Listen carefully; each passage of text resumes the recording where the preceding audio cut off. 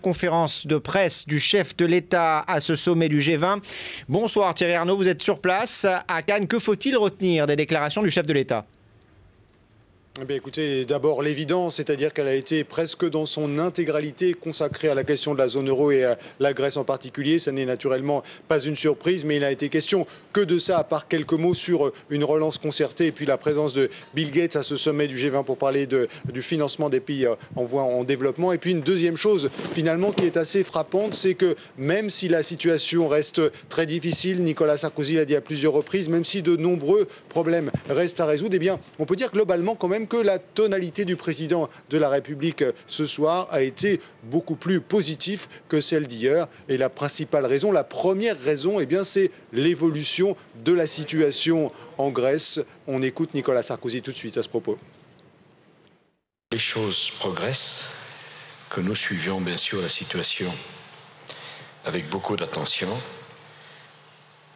Je crois pouvoir dire que le message qui a été adressé à l'ensemble de la classe politique grecque hier par l'Allemagne et la France a facilité une prise de conscience qui, si elle devait se confirmer, serait saluée unanimement par tout le monde.